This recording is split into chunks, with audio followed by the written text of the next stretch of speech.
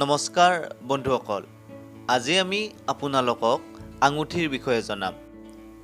প্ৰিয় দৰ্শকসকল, জীৱনত সফল হ'ব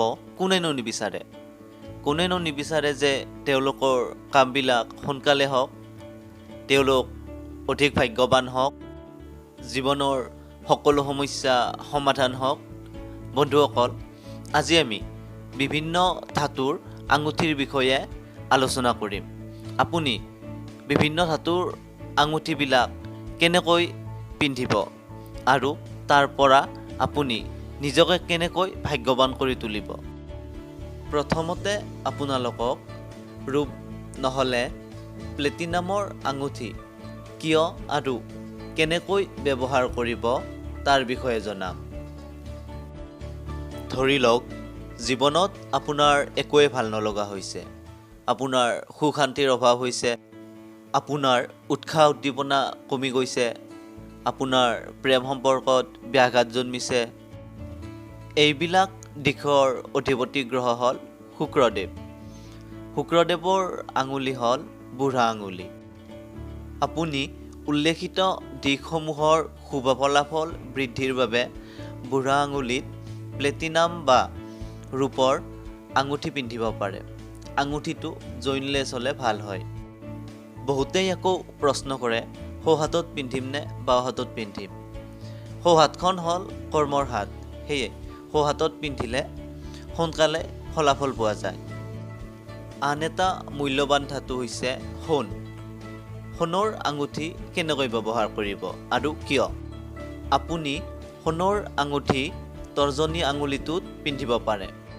তৰ্জনী আঙুলিটোত পিন্ধাৰ কাৰণ হ'ল, আপুনি কাৰোবাক আদেশ দিলে, এইভাগে আহ, সেইভাগে যা ইত্যাদি, আপুনি প্ৰবৃত্তিগতভাৱেই তৰ্জনী আঙুলিটোৰ ব্যৱহাৰ কৰে।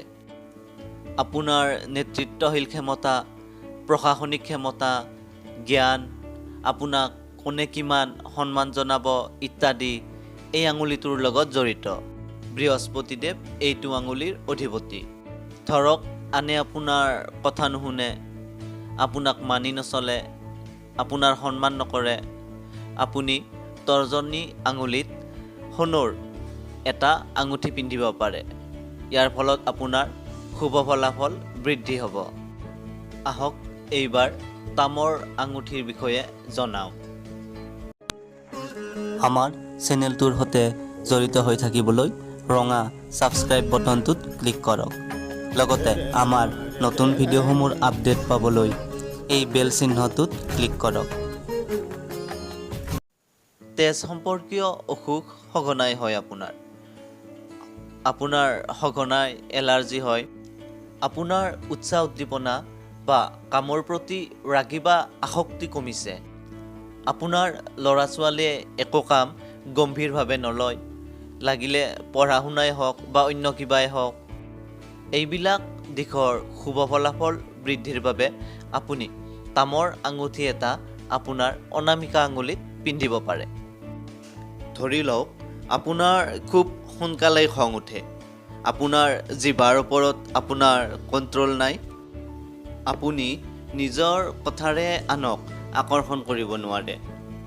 এইবিলাক দিশৰ শুভ ফলাফল বৃদ্ধিৰ বাবে আপুনি আপোনাৰ কনিষ্ঠ আঙুলিত এটা চিলভাৰ বা ৰূপৰ আঙুঠি পিন্ধক। কনিষ্ঠ আঙুলিটো হৈছে বুধৰ আঙুলি। বুধ হৈছে কমিউনিকেশ্যন স্কিলৰ সূচক গ্ৰহ। সেয়ে কনিষ্ঠ আঙুলিত যদি আপুনি ৰূপৰ আঙুঠি পিন্ধে, এই দিশত আপুনি নিশ্চয় সুফল লাভ কৰিব।